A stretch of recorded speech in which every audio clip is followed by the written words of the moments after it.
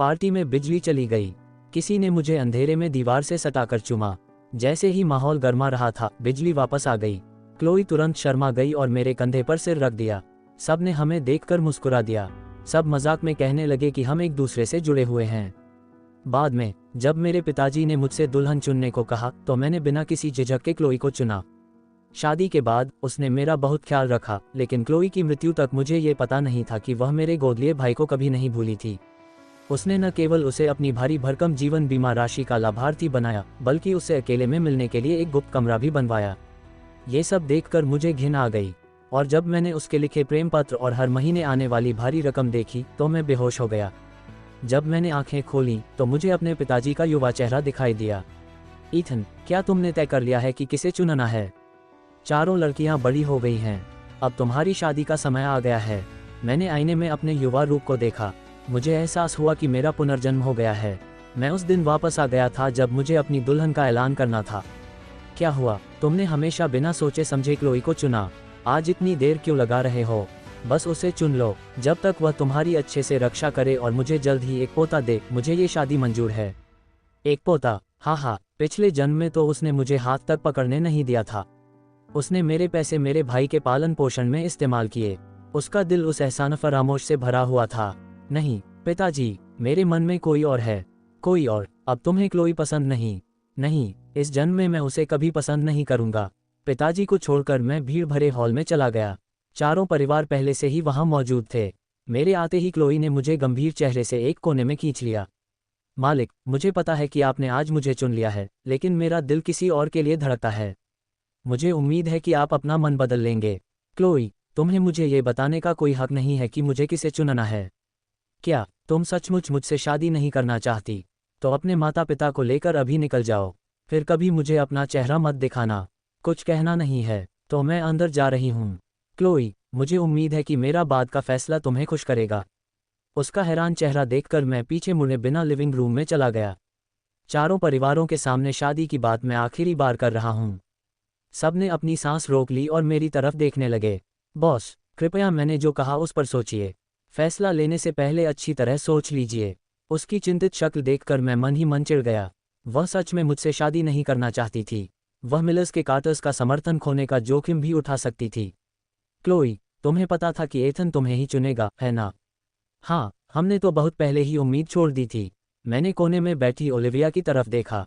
हम चारों में से हम दोनों के बीच सबसे ज्यादा झगड़े होते थे। बचपन में वह मेरी किताबें फाड़ देती थी और मेरे बैग में सांप डाल देती थी, लेकिन मुझे पता है कि पिछले जन्म में वह 10 साल से भी कम समय में दुनिया की सबसे अमीर इंसान बन गई थी। चूंकि मेरा पुनर्जन्म हुआ है, इसलिए मैं सबसे अच्छी लड़की चुन रहा हूँ। पिताजी, मैंने फैसला कर लिया है। मैं चुनती हूँ। तुम क्या कर रहे हो? क्या तुम अंधे हो? इससे पहले कि मैं अपनी बात पूरी कर पाती, आंगन में हंगामा मच गया। खिड़की से मैंने अपने प्यारे भाई लियो को देखा। वह सहमा हुआ था जबकि कोई उसके चेहरे पर चिल्ला रहा था। मुझे माफ करना, मेरा ऐसा कोई इरादा नहीं था। इतने फटे पुराने कपड़े पहनकर तुम मिस्टर कार्टर की जन्मदिन की पार्टी में आने की हिम्मत कैसे करते हो? क्या तुम्हें मरने की इच्छा है? उस आदमी ने मारने के लिए हाथ उठाया। सोफे पर बैठी क्लोई तीर की तरह उछल पड़ी। चलो ओलिविया, चलो ड्रामा देखते हैं। मिया और हापर ओलिविया को बाहर खींच ले गईं। जाने से पहले ओलिविया ने मेरी तरफ देखा। तुम्हें उसे छूने की इजाज़त किसने दी? क्या तुम जानते हो कि वह कौन है? मिस मिलर, वह कार्टर परिवार का दूसरा बेटा है। क्या तुम अंधी हो? क्लोई को इतना गुस्सा देखकर उस आदमी ने माफ़ी मांगी और जल्दी से भाग गया। मुझे माफ़ करना, क्या मैंने तुम लोगों को परेशान किया? अभी बहुत अंधेरा था, मैंने नहीं देखा। तो लियो, कोई बात नहीं, इसमें तुम्हारी कोई गलती नहीं है। याद रखो, तुम भी कार्टर हो। अगली बार जब कोई तुम्हें तंग करे तो चुपचाप सहना मत। ये सुनकर मैं मुस्कुराए बिना नहीं रह सका। कार्टर, मैं कार्टर परिवार का इकलौता बेटा हूँ। लियो तो बस एक अनाथ था जिसे मेरे पिताजी ने गोद लिया था क्योंकि उन्हें डर था कि मैं अकेला रह जाऊंगा। इतने सालों में मैंने इस भाई को वो सब कुछ दिया जो मुझे देना चाहिए था। अब मुझे क्लोई भी नहीं चाहिए। तुम उसे रख सकते हो। हाँ, ईथन, अपना फैसला करो। ठीक है, मैं ओलिविया को चुनता हूँ। जैसे ही मैंने ये कहा, कमरा एकदम शांत हो गया। मिलर्स के चेहरे तुरंत हरे पड़ गए, जबकि डेविस खुशी से उछल पड़े। ओलिविया, क्या वो तुम्हारी सबसे नापसंदीदा नहीं है? तुमने कहा था कि वो हमेशा तुम्हें तंग करती थी। कोई बात नहीं, शादी के बाद वो मुझे तंग नहीं करेगी, है ना? हाँ, वो नहीं करेगी। हम ध्यान रखेंगे कि ओलिविया तुम्हारे साथ अच्छा व्यवहार करे। आज की बात अभी के लिए चारों लड़कियों से छुपा कर रखना। हमारी शादी अगले महीने है। दुल्हन को बस समय पर आना है। मैं क्लोई के लिए एक बड़ा तोहफा तैयार कर रहा हूँ। शादी के दिन मैं उसे एहसास दिलाऊंगा कि सच्चे पछतावे का क्या मतलब होता है। जैसे ही मैं आंगन में पहुंचा, लियो ने फिर से अपना नाटक शुरू कर दिया। मुझे माफ़ करना एथन, यह मेरी गलती है। मुझे तमाशा नहीं करना चाहिए था। मुझे अपने कमरे में ही छिपे रहना चाहिए था। इससे पहले कि मैं कुछ कह पाता, क्लोई एक माँ की तरह व्यवहार करने लगी और दौड़कर मेरे पास आ गई। बॉस, लियो का ऐसा कोई इरादा नहीं था। अगर कोई समस्या है तो मुझसे बात करो। मुझे पता है कि आपने आज मुझे चुना है। जब तक आप लियो के साथ अच्छा व्यवहार करेंगे, मैं आपसे शादी करने को तैयार हूँ। लियो को उसके पीछे कांपते हुए देखकर मुझे हंसी आ गई। क्या कार्टर परिवार ने तुम्हें कपड़ों के लिए पैसे नहीं दिए थे? इस तरह कपड़े पहनकर लोग सोचेंगे कि हम तुम्हारा शोषण करते हैं। नहीं, मैं बस पैसे बचाना चाहता था। इसमें एथन की कोई गलती नहीं है। तभी एक पागल आदमी चाकू लेकर दौड़ता हुआ आया। वह क्लार्क ग्रुप का दिवालिया सीईओ विक्टर था। एथन, नरक में जाओ। मैं तुम सभी कार्टर को मरा हुआ देखना चाहता हूँ। पिछले जन्म में उसने मुझे जीवन भर के लिए अपाहिज कर दिया था। उस नाजुक क्षण में मैंने सहज रूप से अपनी अंगरक्षक क्लोई की ओर देखा। लेकिन पिछले जन्म की तरह ही उसने लियो को अपनी बाहों में कसकर पकड़ लिया और अपनी पीठ मेरी ओर कर ली। लियो, रास्ते से हट जाओ। डरो मत। अगले ही पल चाकू ने मेरी बांह पर जोरदार वार किया। क्लोई, तुम एथन की अंगरक्षक हो। तुम मेरी रक्षा क्यों कर रही हो? एथन, तुम घायल हो। मैं तुम्हें मार डालूंगा। मैं तुम सभी कार्टर्स को मार डालूंगा।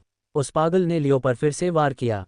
क्लोई बिना किसी झिझक के आगे बढ़ी और अपनी पीठ से वार सह लिया। चारों ओर अफरा तफरी मच गई और खून के प्यासे विक्टर ने फिर से अपनी तलवार मेरी ओर तान दी। क्लोई, क्या तुम भूल गई कि तुम मेरी अंगरक्षक हो? क्लोई ने पीछे मुड़कर नहीं देखा। जैसे ही खून से सना चाकू नीचे आया, मैंने मौत का इंतजार करते हुए अपनी आंखें बंद कर लीं, लेकिन मैं एक ठंडी खुशबू के आलिंगन में समा गया। क्या तुम बेवकूफ़ हो? तुमने बचने की कोशिश क्यों नहीं की? उसने मुझे छोड़ दिया, मुड़ी और जल्दी से विक्टर को काबू में कर लिया।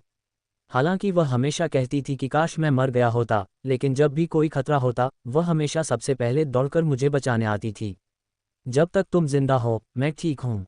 उसके हाथ से बहते खून को देखकर उस पल मेरा दिल पूरी तरह से उसकी तरफ झुक गया। एथन, क्या तुम ठीक हो? क्लोई को दोष मत दो। उसने मुझे पहले इसलिए बचाया क्योंकि मैं उसके करीब था। हाँ, करीब। वह मेरी निजी अंगरक्षक है, फिर भी वह तुम्हारे सबसे करीब है। यह अपने आप में एक बड़ा मजाक है। मुझे माफ़ करना, बॉस। यह एक आपात स्थिति थी। समझाने की कोई ज़रूरत नहीं है। मुझे चोट लग गई। कार्टर परिवार के नियमों के अनुसार तुम्हें सज़ा मिलनी चाहिए। मैं सज़ा भुगतने को तैयार हूँ। कार्टर की हवेली में क्लोई बैठक के बीच में घुटनों के बल बैठ गई। उसकी पीठ पर चाकू का घाव अभी भी खून बह रहा था। लियो उसके पास दुखी मन से खड़ा रहा। बॉस, हमारी भी गलती है। आप सिर्फ क्लोई को सज़ा नहीं दे सकते। हाँ, वह तुम्हारी होने वाली पत्नी है। क्या उसे चोट पहुंचाने से तुम्हारा दिल नहीं टूटेगा? जब ये सब हुआ तब तुम वहां नहीं थे, इसलिए तुम बच गए। लेकिन वह वहां थी, उसने एक बाहरी व्यक्ति की रक्षा की और अपने मालिक को चोट लगने दी। क्या तुम्हें लगता है कि उसे सज़ा मिलनी चाहिए? लेकिन वो तुम्हारी होने वाली दुल्हन है। अगर उसे बुरी तरह चोट लग जाए तो क्या तुम्हें बुरा नहीं लगेगा? हाँ, तुम क्लोई को इतना पसंद करते हो। उसे चोटिल देखकर तुम कैसे बर्दाश्त कर पाओगे? अगर मुमकिन होता तो बेहतर होता कि बॉस ने मुझे चुना ही ना होता। ठीक है, चूंकि तुम सज़ा भुगतने को तैयार हो, तो मैं भी पीछे नहीं हटूंगा। मैंने किसी को 15 साल से सील बंद बेत लाने को कहा और बिना झिझक के उसे चला दिया। क्लोई सीधी घुटनों के बल बैठ गई, एक कराह भी नहीं निकली।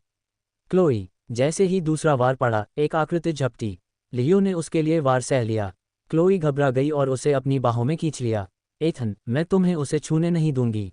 वह खुद दौड़कर आया। इससे मेरा क्या लेना देना है? तीसरा वार अभी नहीं पड़ा है। या तो तुम या वो। एथन, मत करो। लियो, तुम मर नहीं सकते। डॉक्टर, अभी यहाँ आओ। अगर उसे कुछ हुआ तो मैं तुम्हें नहीं छोड़ूंगी। क्लोई की दहाड़ सुनकर पारिवारिक डॉक्टर इतना डर गया कि उसकी सांसें रुक गईं, लेकिन वह वहीं स्थिर खड़ा रहा। जाओ, मैं नहीं चाहता कि कार्टर के घर में किसी की मौत हो। यह अशुभ है। उस गंदगी को देखकर मैंने खून से सनी छड़ी फेंक दी। मैंने एक नौकरानी को मेरे पिताजी द्वारा दी गई 1000 साल पुरानी जिनसेंग लाने का आदेश दिया। मालिक, क्या ये क्लोई को ठीक होने में मदद करने के लिए है? मुझे पता था, अगर आप उसे मना लें, वो अपनी गलती मान लेगी। नहीं, इसे ओलिविया के लिए डेविस को भेज दो। ओलिविया के लिए? क्या तुम उससे सबसे ज़्यादा नफरत नहीं करते? किसने कहा कि मैं उसे पसंद नहीं करता? अगली सुबह मैंने किसी से क्लोई से जुड़ी हर चीज़ इकट्ठा करवाकर फेंकवा दी। उसके पहने हुए कपड़ों से लेकर मुझे दिए गए सस्ते जन्मदिन के तोहफों तक सब कुछ कचरे में चला गया। बॉस, ये आपकी सबसे कीमती चीज़ें हैं। क्या आप सच में इन्हें नहीं चाहते? हाँ, फेंक दो, ये आंखों को चुभती हैं। कचरे का काम निपटाने के बाद मैं कपड़े बदलकर ओलिविया को ढूंढने ही वाला था। जैसे ही मैं दरवाजे पर पहुंचा, मैंने लियो को वहां अकड़ा हुआ घुटनों के बल बैठे देखा। एथन, कल रात मेरी गलती थी। प्लीज़ नाराज़ मत हो। प्लीज़ क्लोई को दोष देना बंद करो। मैं उसकी तरफ से माफ़ी मांगता हूँ। लियो, क्या तुम्हारा नाटक खत्म हो गया? नाटक करते रहना बोरिंग है। मैं उसे नज़रअंदाज करके जाने लगा, लेकिन वह अचानक एक पागल कुत्ते की तरह झपटा और मेरी एड़ी कसकर पकड़ ली। नहीं, एथन, अगर तुम क्लोई को माफ़ नहीं करोगे तो मैं नहीं जाऊंगी। तुम क्या चाहते हो? मत भूलो, आज तुम्हारे पास जो कुछ भी है वो मैंने ही तुम्हें दिया है। मेरे बिना तुम कुछ भी नहीं हो। काटा परिवार के दूसरे बेटे की तो बात ही छोड़ो। उफ, तुम्हें क्या लगता है कि मुझे दूसरा बेटा होने की परवाह है? सब मुझे तुम्हारे नौकर की तरह समझते हैं। मैं आज तुमसे भीख मांगने आया हूँ। उम्मीद है कि तुम क्लोई से शादी नहीं करोगे। वो मुझे पसंद करती है। वो सिर्फ मुझसे ही शादी करना चाहती है। आखिरकार उसने अपना असली रंग दिखा दिया। पिछले जन्म में मुझे मरने तक इसका पता नहीं चला था। ये तथाकथित भाई बिल्कुल भी असुरक्षित नहीं था। उसने क्लोई की सहानुभूति जीतने के लिए खुद को पीड़ित दिखाया। अफसोस की बात है कि क्लोई अंधी थी। उसने असली वारिस को ठुकराकर इस चालाक गोद लिए बेटे को चुन लिया। अगर मैं मना कर दूं तो क्या होगा? तुम्हारे जैसे गोद लिए बेटे को मुझसे भीख मांगने का कोई हक नहीं है।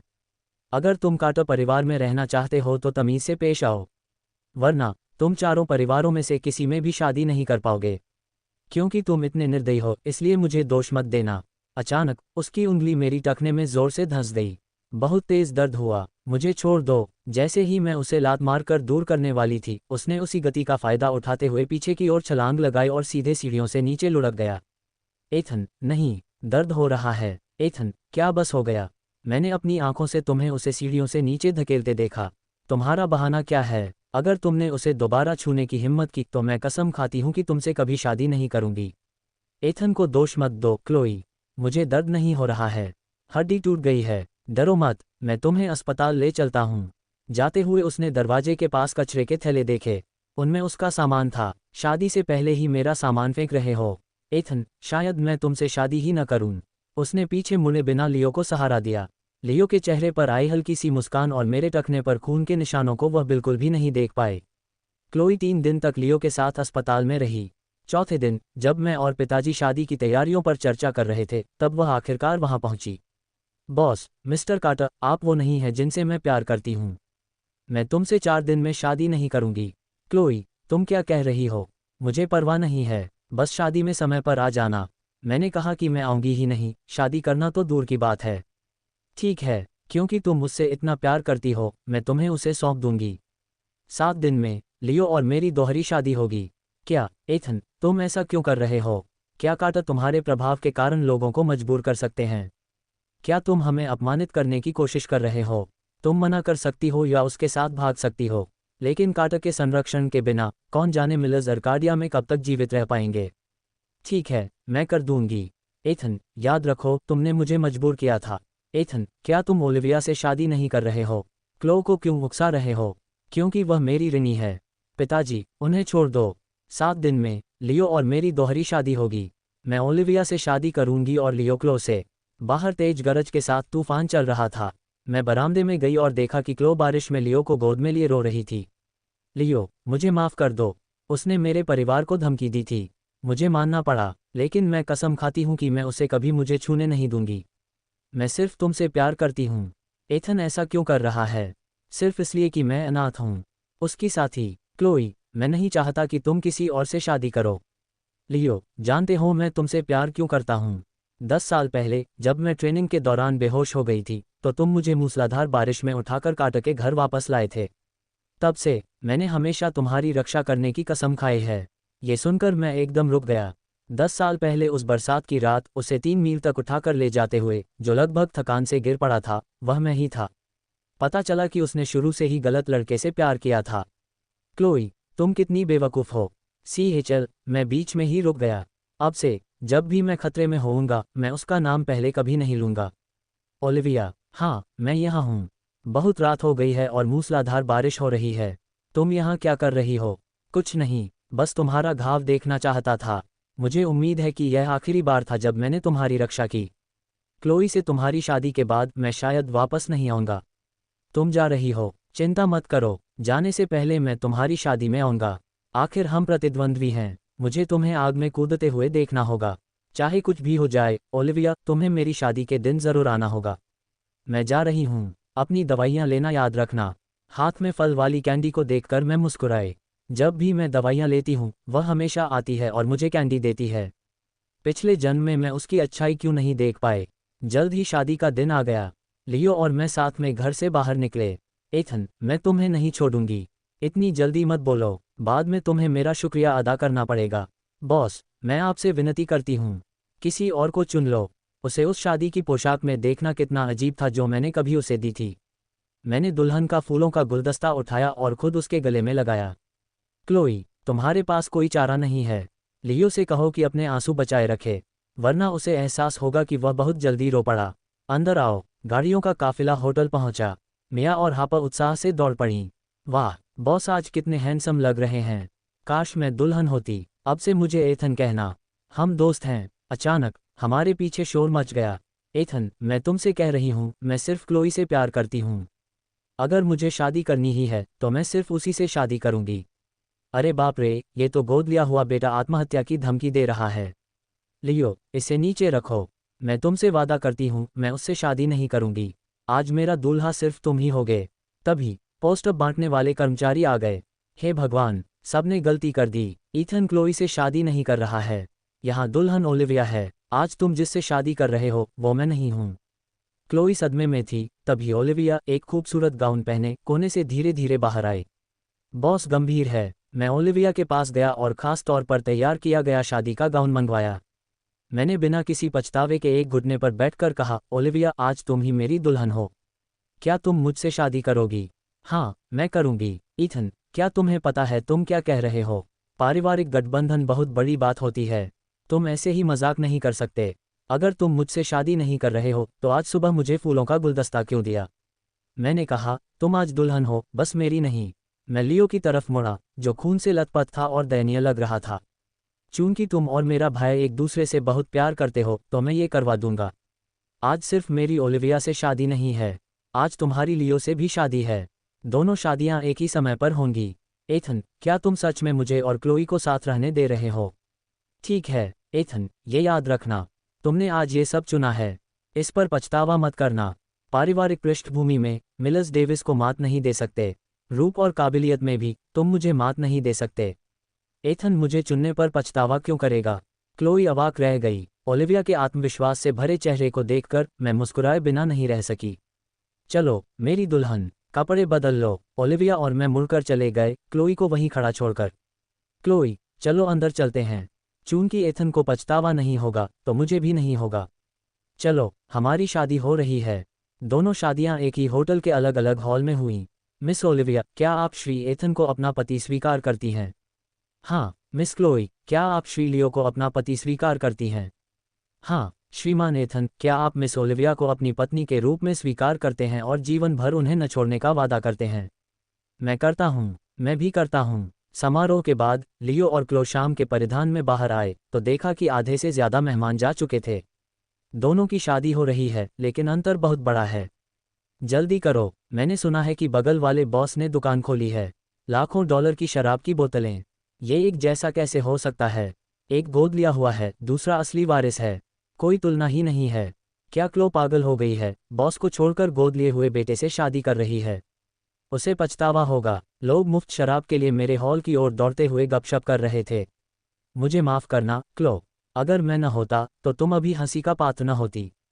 कोई बात नहीं, इसमें तुम्हारी कोई गलती नहीं है। मैंने ये चुना है, इसमें उसकी गलती कैसे नहीं है? अगर वह न होता तो अब तक तुम्हारी शादी बॉस से हो चुकी होती। क्लोई, क्या तुम्हें एहसास है कि तुमने मिलर्स का भविष्य बर्बाद कर दिया? माँ, बस करो, मेरी शादी लियो से हो चुकी है। एथन ने भी किसी और से शादी कर ली है। बात पक्की है, मुझे इसका कोई अफसोस नहीं है। मुझे बस डर है कि एथन को बाद में अफसोस होगा और वह मुझसे मिन्नतें करेगा। क्लोई दूर से मेरी तरफ देख रही थी, उम्मीद कर रही थी कि मैं उसकी तरफ देखूंगी, लेकिन मैंने नहीं देखा। मैंने उसकी तरफ एक पल के लिए भी नहीं देखा। इसके बजाय मैं खुशी से मुस्कुराए। वो इतनी खुशी से क्यों मुस्कुरा रहा है? वो तो पहले सिर्फ मुझे देखकर ही ऐसे मुस्कुराता था। तुम्हारा क्या ख्याल है, क्लोई? क्या तुम्हें मुझसे शादी करने का पछतावा है? नहीं, तो चलो हम दोनों मिलकर एथन के लिए टोस्ट करते हैं, ठीक है? अगर वो न होता, तो हमारी शादी इतनी आसानी से न हो पाती। मैं उसकी भाभी हूँ, मुझे उसके लिए टोस्ट करना चाहिए। ठीक है, क्लोई ने सिर हिलाया। वो मेरे चेहरे पर पछतावा देखने के लिए बेताब थी। ओलिविया, मैं अपने बेटे को तुम्हारे हवाले कर रहा हूँ। उसका अच्छे से ख्याल रखना। उसे वैसे तंग मत करना जैसे तुम बचपन में करती थीं। चिंता मत करो, पापा। मैं नहीं करूँगी। मैंने उसे तब सिर्फ इसलिए तंग किया था क्योंकि मुझे उसका पक्षपात पसंद नहीं था। पक्षपात? मैं कैसे पक्षपाती थी? तुम बताओ। हम चारों में से तुमने सिर्फ क्लोई के साथ अच्छा व्यवहार किया। अगर तुमने उसके बारे में दोबारा सोचा भी तो मैं सिर्फ जलन के कारण नहीं मानूंगी। तुम्हारा मतलब है कि तुमने मुझे पहले जलन के कारण तंग किया था। बेवकूफ़। ईथन, मुझे उम्मीद नहीं थी कि ओलिविया मुझे हमेशा से पसंद करती होगी। जैसे ही मैं जवाब देने वाला था, लियो और क्लो आ गए। मेरी मुस्कान तुरंत जम गई। क्या बात है, छोटे भाई। क्लो और मुझे साथ रहने देने के लिए धन्यवाद। हमें तुम्हें बधाई देनी चाहिए और तुम्हारी शादी की शुभकामनाएं देनी चाहिए। लियो ने अपने गिलास से एक घूंट लिया, लेकिन क्लो वहीं खड़ी रही और मेरी बांह पकड़े ओलिविया को ठंडी निगाहों से घूरती रही। हाँ, तुम्हें भी शादी की शुभकामनाएं। मैंने एक घूंट लिया और क्लो की तरफ देखा। तकनीकी रूप से तुम्हें मुझे ईथन कहना चाहिए और उसे भाभी। बिल्कुल नहीं, बिल्कुल नहीं। क्लो, तुमने मेरे भाई से शादी की है। अब तुम कार्टर हो। लियो की खातिर कार्टर अभी भी मिलर्स को कुछ काम दे सकते हैं। लेकिन चूंकि तुम हमें भाई भाभी तक नहीं कहोगी तो तुम हमें परिवार नहीं समझती होगी। ऐसे में हमारा काम सिर्फ डेविस, स्मिथ और जोन्स के पास ही जाएगा। मिलर्स की बात करें, क्लो, ऐसे समय में स्वाभिमान की परवाह क्यों? अगर मिस्टर कार्टर ने हमारा साथ छोड़ दिया तो मिलर्स बच नहीं पाएंगे। तुमने गोद लिया हुआ बेटा चुना। तुम्हें पता होना चाहिए था कि ऐसा ही होगा। हनी, किस बात का इंतजार कर रही हो? एथन, ओलिविया, अच्छी भाभी। ओलिविया ने खुशी से एक घूंट लिया। मैंने उसे देखा और बेबस होकर मुस्कुरा दी। मुझे पहले यह एहसास क्यों नहीं हुआ कि वह इतनी मज़ेदार है। शादी के बाद लियो मिलर्स के साथ रहने के लिए सामान पैक करने लगा। बॉस, मुझे बॉस मत कहो। क्लो, अब तुम मेरी बॉडीगार्ड नहीं हो। एथन, इतने सालों में जो कुछ भी हुआ उसके लिए धन्यवाद। मैं जा रही हूँ। ठीक है, चलो साथ चलते हैं। क्या तुम भी आ रही हो? क्या क्या तुम्हें पछतावा है? कोई बात नहीं, मेरी शादी तो लियो से हो चुकी है। तुम्हारा पछतावा अब बेकार है। किसने कहा कि मुझे पछतावा है? मिलर्स के पास जाने के मेरे अपने कारण हैं। तुम्हें डेविस के पास जाना चाहिए, मिलर्स के पास नहीं। एथन, मैंने तुमसे कहा था, अगर तुमने बदतमीजी की तो मुझे जलन होगी। अगर तुम्हें चिंता है तो मेरे साथ आओ। ठीक है, मैं तुम्हारे साथ चलूंगा। हम चारों 2 कारों में मिलर्स के घर गए। बॉस यहाँ हैं। बॉस, उन्हें तो बहुत अफसोस है। एथन, बस कह दो। तुम मेरे घर क्या कर रहे हो? जाहिर है, मुझे काम है। यहाँ की ज़्यादातर चीज़ें मैंने नीलामी में बहुत ज़्यादा पैसों में खरीदी थीं। पिछले जन्म में क्लो ने उन्हें लियो को देने के लिए नकद में बेच दिया था। इस जन्म में मैं उन्हें इतनी आसानी से नहीं छोड़ूंगा। एथन, आप यहाँ क्या चाहते हैं? आपने ओलिविया से शादी की। क्या आपके मन में अब भी क्लोई के लिए भावनाएं हैं? पछतावा बेकार है, एथन। मैं आपको बता रही हूँ, अगर मुझे सही याद है तो मैंने ही आपको यह नीला और सफ़ेद फूलदान दिया था। आपका क्या मतलब है? पुरुषों, इसे ले जाओ। कई हटे कट्टे आदमी अंदर आए और बिना कुछ कहे फूलदान को हटाने लगे। मिलर परिवार के सभी लोग दंग रह गए। और यह पेंटिंग, ये सजावटी सामान, लिविंग रूम का सोफा, डाइनिंग टेबल और वह कीमती चिड़िया का घोंसला जो मैंने श्रीमती मिलर को दिया था, सब ले जाओ। उन्हें एक एक करके फर्नीचर हटाते देख श्रीमती मिलर टूट गईं। श्रीमान कार्टर, आप क्या कर रहे हैं? ये मेरी जान है। कुछ नहीं, बस अपना सामान वापस ले रहा हूँ। मुझे क्लोई पसंद थी, इसलिए मुझे इन्हें देने में कोई आपत्ति नहीं थी। लेकिन अब हमारा कोई रिश्ता नहीं है, इसलिए मैं इन्हें वापस ले रहा हूँ। एथन, क्या तुम हद से ज़्यादा नहीं जा रहे हो? हद से ज़्यादा? कैसे? हद से ज़्यादा तो तुम ही गए। क्योंकि तुम मुझे पसंद नहीं करते थे, इसलिए तुम्हें ये चीज़ें स्वीकार नहीं करनी चाहिए थीं। खाली घर को देखकर मुझे हंसी आ रही थी। क्लोई मुझे बिल्कुल पसंद नहीं करती थी, लेकिन मैंने उसे जो कुछ भी दिया उसने सब कुछ स्वीकार कर लिया। एथन, तुम कितने निर्दयी हो। मुझसे कभी माफ़ी की उम्मीद मत करना। अगर तुम मुझसे भीख मांगने आओगे तो चिंता मत करना, वो दिन कभी नहीं आएगा। चलो चलते हैं। हनी, तुमने मुझे क्या कहा? हनी, चलो घर चलते हैं। ठीक है, चलो घर चलते हैं। हम हाथ में हाथ डालकर निकल गए और कमरे में मौजूद सभी लोग एक दूसरे को घूर रहे थे। क्लोई, तुम बदतमीज़ हो। देखो तुमने क्या कर दिया।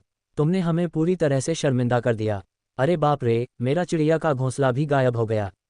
वो तो बहुत बढ़िया था। माँ, क्या तुम ठीक हो? मुझे मत छुओ, तुम मनहूस। अगर तुम न होती तो मैं इतनी शर्मिंदा न होती। माँ, ये तो बस एक चिड़िया का घोंसला है। अगर तुम्हें पसंद है तो मैं बाद में तुम्हारे लिए खरीद दूंगी। ये रहा वो सब जो मैंने इतने सालों में बचाया है। यह ज्यादा तो नहीं है, लेकिन कुछ मिलियन तो है ही।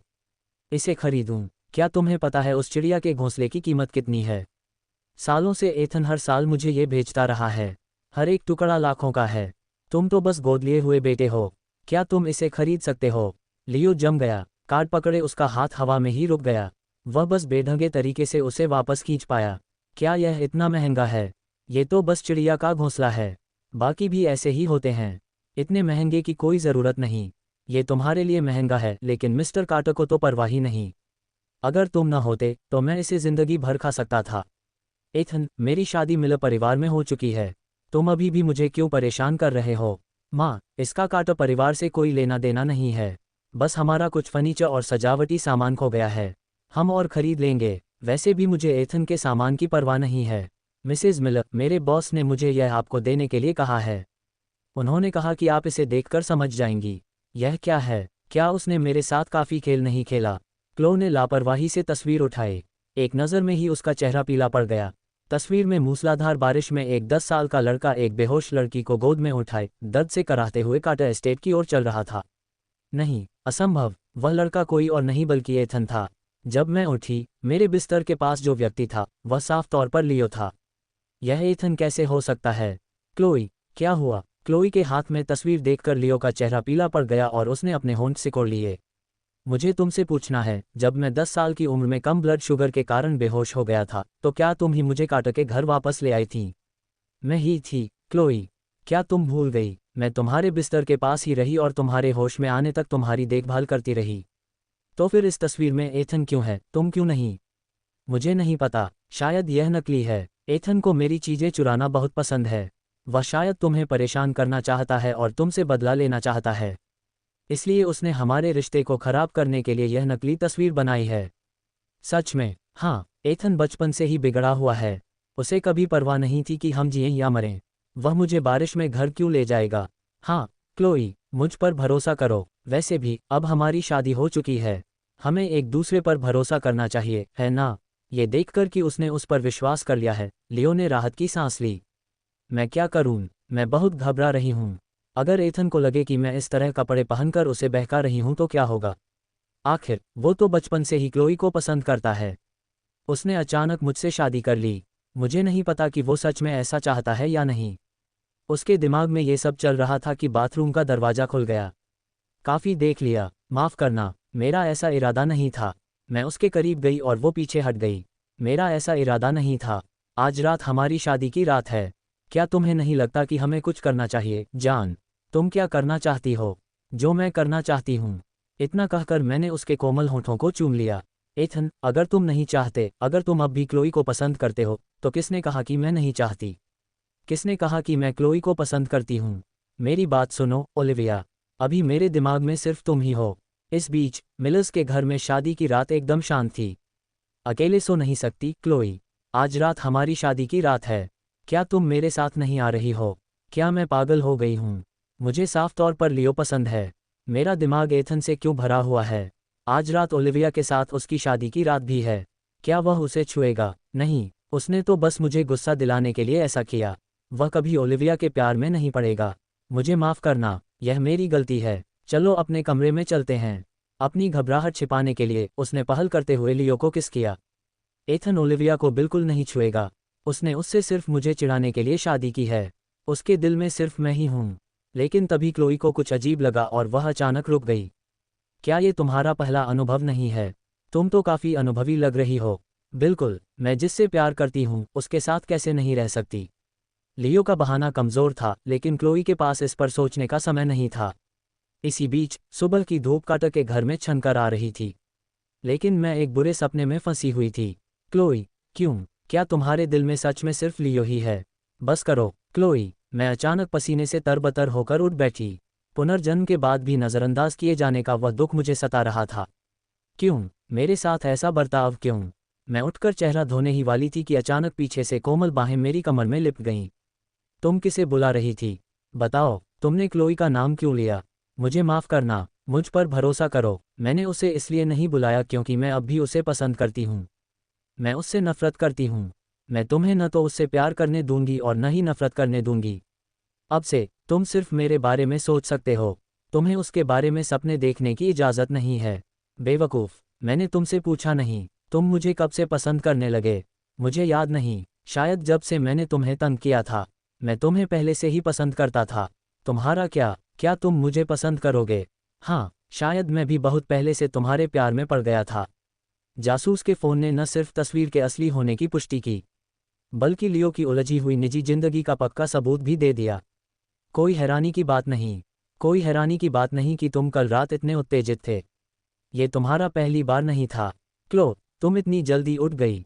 मेरे साथ थोड़ी देर और सो जाओ।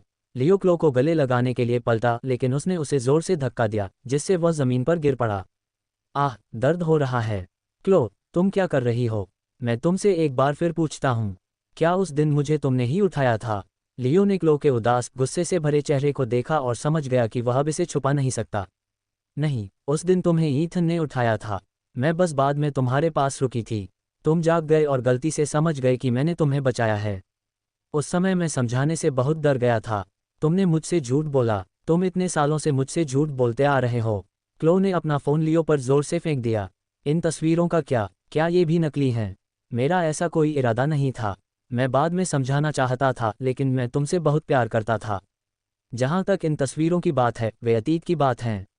अब मेरे दिल में सिर्फ तुम हो। क्लो, कृपया मुझे माफ़ कर दो। ठीक है, हाँ, तुम्हें माफ़ कर दूँ। 3 दिन की अनबन के बाद लियो और क्लो कार्टर एस्टेट लौट आए। अंदर आते ही उन्होंने कोने में कुछ नौकरानियों को उत्साह से गपशप करते सुना। क्या तुमने सुना? मालिक और उनकी पत्नी 3 दिनों से नीचे नहीं आए हैं। लगता है वे सच में एक दूसरे से घुल मिल रहे हैं। बिल्कुल नहीं, मैंने सुना है कि दूसरे दिन ही उनकी लड़ाई हो गई, क्योंकि मालिक सपने में रोते हुए और मिस मिलर का नाम लेते हुए जागे। सच में? क्या मालिक अभी भी मिस मिलर को नहीं भूले हैं? उन्होंने तो अपनी पत्नी से सिर्फ उन्हें चिढ़ाने के लिए ही शादी की थी। ज़रूर, बॉस को मिस मिलर बहुत पसंद होंगी। क्या सच में? क्या एथन ने सच में मेरा नाम लिया? नहीं, नहीं, नहीं, मैंने कुछ नहीं कहा। तुमने गलत सुना। आज सुबह कुछ काम नहीं है। बॉस के बारे में गपशप करने की हिम्मत कैसे हुई? जाओ यहाँ। नौकरानियां इधर उधर भाग गईं, लेकिन क्लोई के दिल में वो गपशप खरपतवार की तरह बढ़ती चली गई। तभी ओलिविया और मैं हाथ में हाथ डालकर नीचे आए। एथन, क्लोई, हाथ छोड़ो। एथन, क्या हम बात कर सकते हैं? बस 10 मिनट। बात करने के लिए क्या है? माफ़ करना, भाभी जी। मैं और मेरी पत्नी अभी उठे हैं। हमने नाश्ता नहीं किया है। चूंकि आप वापस आ गई हैं, तो लिविंग रूम में मेरे पिताजी से मिलिए। रास्ता मत रोकिए। मुझे उसकी तरफ दोबारा देखने की भी ज़रूरत नहीं लगी। मैंने ओलिविया के कंधे पर हाथ रखा और आगे बढ़ गया। क्लोई उदास होकर लियो के पीछे लिविंग रूम में गई। पिताजी, मुझे आपको कुछ बताना है। मैं लियो से तलाक लेना चाहती हूँ। हाँ, तुमने क्या कहा? क्लोई, क्या तुम पागल हो? हमारी शादी को अभी सिर्फ 3 दिन हुए हैं। बकवास। भले ही लियो गोद लिया हुआ है, फिर भी वो कार्टर परिवार का ही है। क्या तुम्हें लगता है कि शादी कोई मजाक है? मैंने इस बारे में बहुत सोचा है। मैं सच में ईथन से प्यार करती हूँ, लियो से नहीं। मैंने पहले उसे किसी और के लिए गलत समझा था, इसलिए मैंने गलत आदमी से शादी कर ली। जब ईथन ने तुमसे शादी करने की जिद की, तो तुमने मना कर दिया और कसम खाई कि तुम सिर्फ लियो से शादी करोगी। अब तुम कहती हो कि तुम ईथन से प्यार करती हो। कार्टर परिवार को तुम क्या समझती हो? तुम जिससे चाहो उससे शादी नहीं कर सकती। अतीत में जो कुछ भी हुआ, वह मेरी गलती थी, लेकिन मुझे पता है कि ईथन के मन में अब भी मेरे लिए भावनाएं हैं। उसने ओलिविया से सिर्फ मुझे गुस्सा दिलाने के लिए शादी की। पापा, कृपया हमें साथ रहने दीजिए। क्लो, तुमने मेरे साथ ऐसा कैसे किया? मुझे माफ़ कर दो। मैंने बिना सोचे समझे तुमसे शादी कर ली। लेकिन ईथन और मैं एक दूसरे से प्यार करते हैं। क्लो, चुप रहो। तुम्हारी हिम्मत कैसे हुई यह कहने की कि हम एक दूसरे से प्यार करते हैं? पिछले जन्म में मैंने चाहे जैसे भी अपना प्यार दिखाया, तुमने मेरी तरफ देखा तक नहीं। इस जन्म में मैंने कहा कि मैं तुमसे अब प्यार नहीं करता, और अब तुम मुझसे चिपकी हुई हो और कह रही हो कि हम प्यार में हैं। कितनी दयनीय बात है। क्लो, मैंने तुम्हें बहुत लंबे समय तक बर्दाश्त किया है। क्या तुम्हें सच में लगता है कि सिर्फ इसलिए कि मैंने तुम्हें बहन की तरह माना, तुम जो चाहो कर सकती हो? तुम मेरे पति पर लाइन मारती रहती हो। क्या तुम्हें लगता है कि मैं मर चुकी हूँ? पापा, कृपया हमारी मदद कीजिए। ईथन की शादी के दूसरे दिन वो सुबह मेरा नाम पुकारते हुए उठा। इससे साबित होता है कि वो मुझसे सबसे ज्यादा प्यार करता है। आप नहीं चाहेंगे कि वो अपना जीवन किसी ऐसे व्यक्ति के साथ बिताए जिससे वो प्यार नहीं करता, है ना? सच में, ईथन, मुझे बताओ, इन दोनों में से तुम्हें असल में कौन पसंद है? पापा, मुझे ओलिविया पसंद है। मुझे कोई और पसंद नहीं, खासकर क्लोई तो बिल्कुल नहीं। ईथन, मुझे पता है मैं गलत थी। मुझे एक और मौका दो। ओलिविया को तलाक दे दो। चलो नए सिरे से शुरुआत करते हैं, ठीक है? इससे पहले कि ओलिविया अपनी बात पूरी कर पाती, उसने क्लोई के चेहरे पर जोरदार थप्पड़ मार दिया। क्लोई, मेरे सामने मेरे पति को चुरा रही हो? क्या तुम्हें सच में लगता है कि मैं मर चुकी हूँ? ओलिविया, तुम मुझे जितना चाहो मार सकती हो। बस ईथन को मुझे वापस दे दो। बस करो। क्लोई, चुप रहो, अब तुम मेरी पत्नी हो। तुमने खुद कहा था कि तुम मुझसे शादी करना चाहती हो। वो सब झूठ था। अगर तुमने मुझसे झूठ न बोला होता तो मैं तुमसे कभी शादी न करती। मैंने तुमसे झूठ बोला। क्लो, तुमने खुद ही कहा था। तुम ईथन से सबसे ज्यादा नफरत करती थी। घमंडी, जिद्दी और दबंग। तुमने कहा था कि तुम उसे कभी पसंद नहीं करोगी। अब तुम मुझे झूठ बोलने का दोष दे रही हो, क्योंकि मैंने गलत आदमी को चुना। अगर मैंने ऐसा नहीं किया होता तो मैं कभी तुम्हारे साथ नहीं होती। लगता है अब तुम उसे ठीक से जानती भी नहीं हो। मैं तुम्हें बता दूं, एक बार ईथन मन बना लेता है तो वो पीछे नहीं हटता, चाहे पूरी दुनिया उसके खिलाफ हो जाए। अब जब उसने ओलिविया से शादी कर ली है तो वो तुम्हारी तरफ देखेगा भी नहीं। अब तुम्हें पछतावा हो रहा है। बहुत देर हो चुकी है। मुझे कहना पड़ेगा, लियो मुझे बहुत अच्छे से जानता है। चाहे ईथन मेरे साथ रहे या न रहे, मैं तुमसे तलाक ले रही हूँ। क्लो, तुम तो अविश्वसनीय हो। ईथन, मैं तुमसे भी नफरत करती हूँ। तुम्हें ही असली काटा वारिस बनने का हक क्यों है? बचपन से ही तुम्हें लाड़ प्यार मिला, जबकि मैं एक कीड़े की तरह जी रही थी।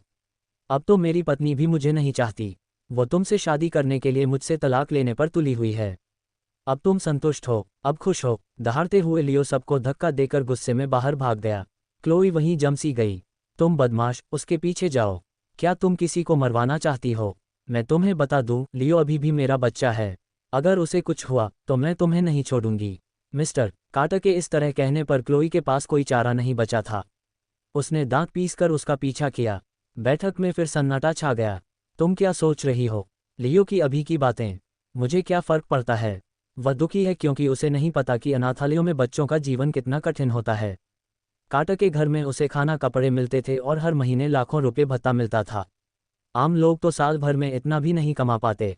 उसकी नज़र में कार्टर ने उसके साथ अन्याय किया है क्योंकि वह अपनी तुलना मुझसे करता है। लेकिन तुलना क्यों? मैं उसका सगा बेटा हूँ। मैंने उसे सब कुछ दिया है। उसे अपनी औकात नहीं पता और उसमें कृतज्ञता की कोई भावना नहीं है। बुरा नहीं है, मेरे पति को सब कुछ साफ साफ दिख रहा है।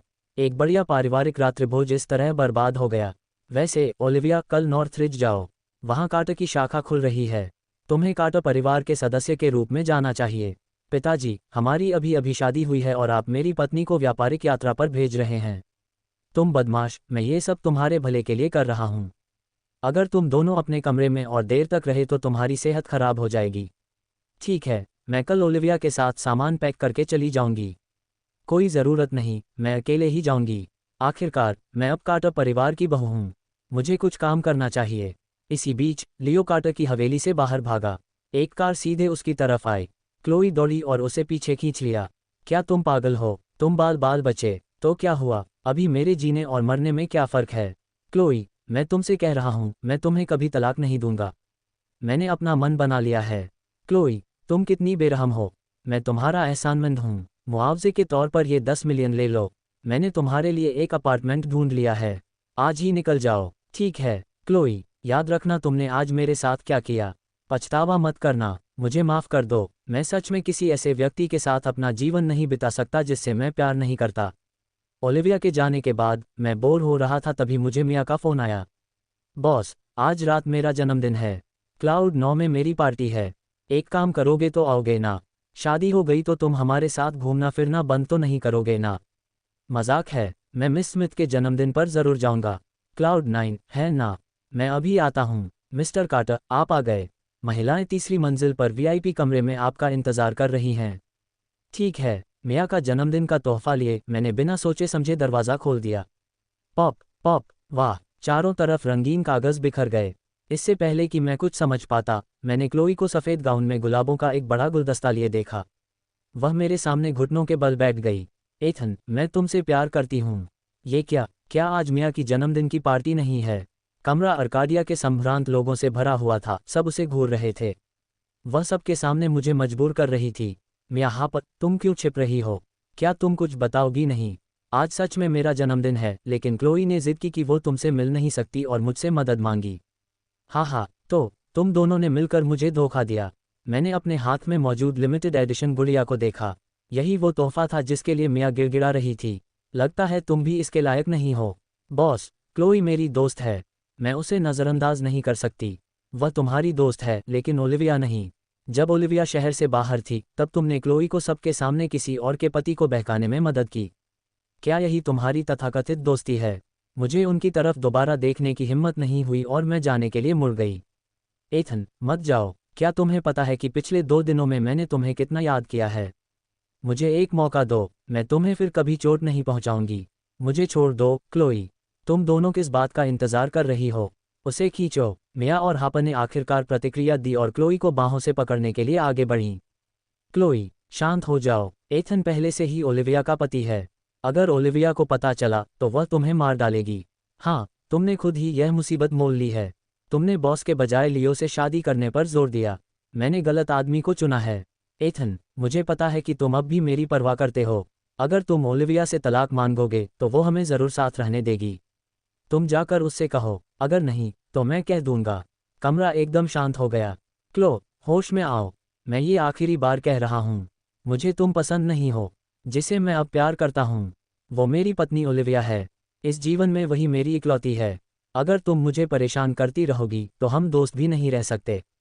मुझे यकीन नहीं हो रहा। मुझे यकीन नहीं हो रहा। मैंने घृणा से उसका हाथ पोंछा और टिश्यू को कूड़ेदान में फेंक दिया। मानो या न मानो, अब से क्लो, हम दोस्त नहीं रहे। इतना कहकर मैं पीछे मुड़े बिना लिफ्ट में चला गया। ईथन, मत जाओ। लिफ्ट के दरवाजे धीरे धीरे बंद हो गए, उसका घिनौना चेहरा नज़र से ओझल हो गया। जैसे ही मैं पहली मंजिल पर पहुंचा, 2 नशे में धुत महिलाओं ने मेरा रास्ता रोक लिया। अरे हैंडसम, अकेले हो? हमारे साथ ड्रिंक करना चाहोगे? हटो, ऐसा मत करो, आज हम बहुत बोर हो रहे हैं।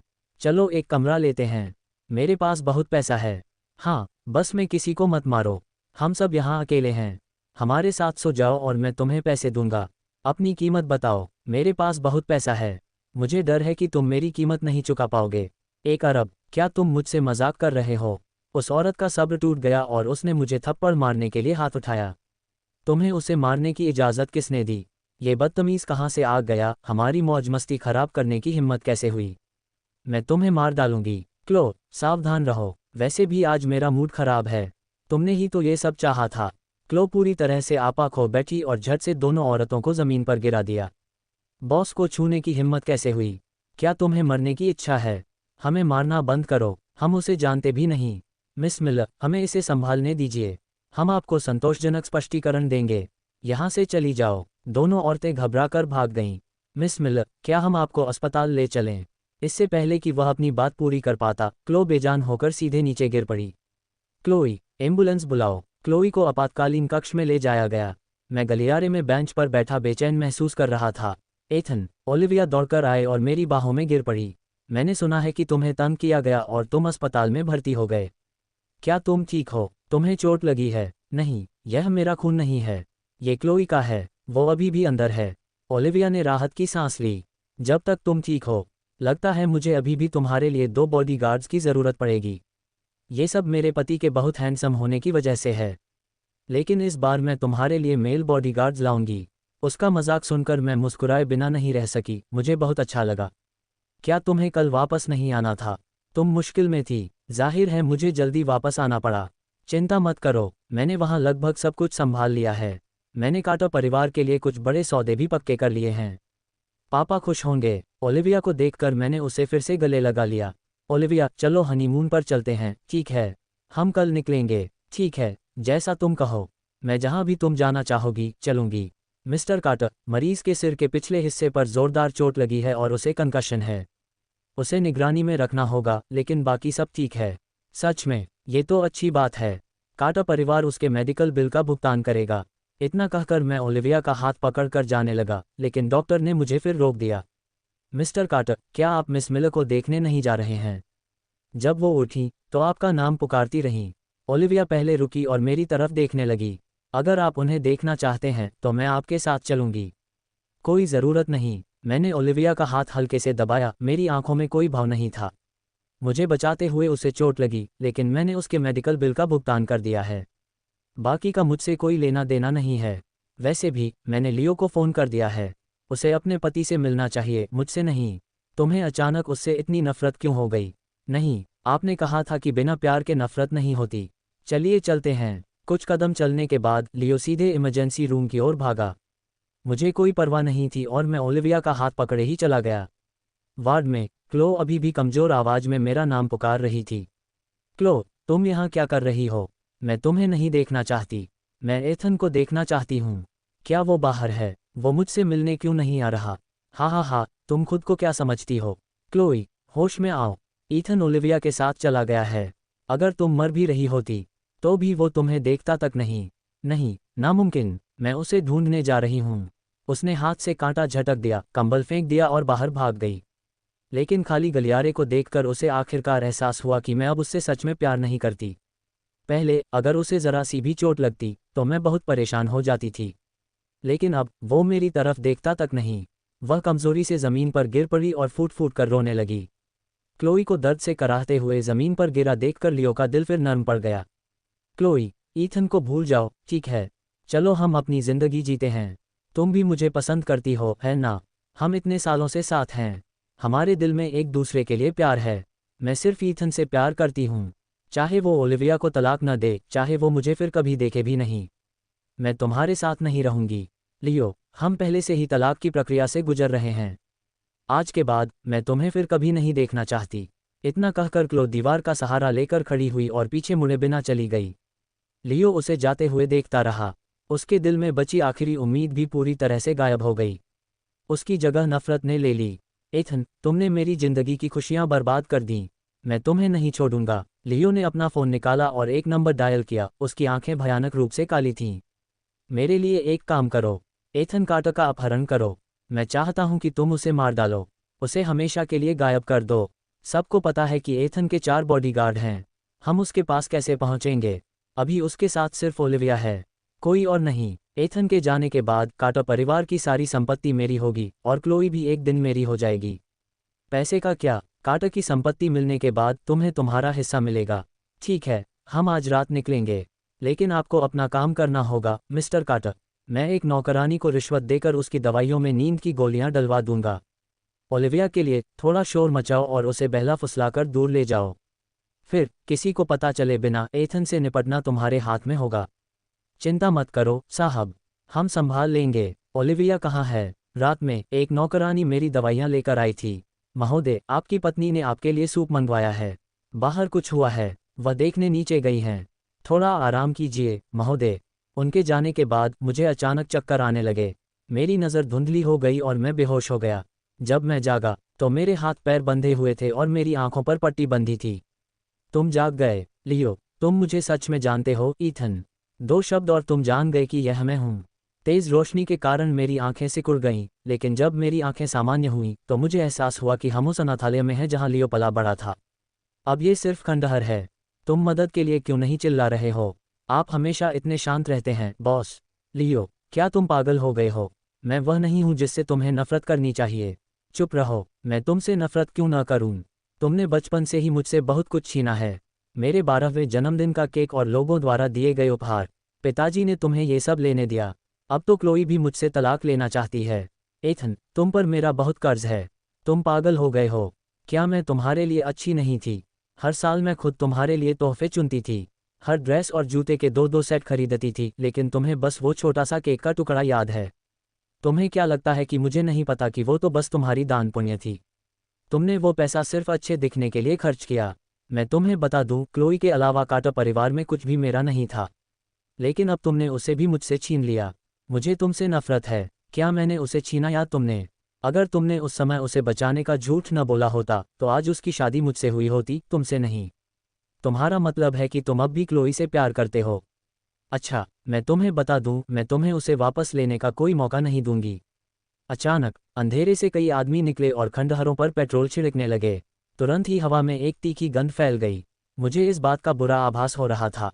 मैं इस जगह को जलाकर राख कर दूंगी। फिर मैं अतीत को भुलाकर कार्टर परिवार की इकलौती वारिस बन जाऊंगी।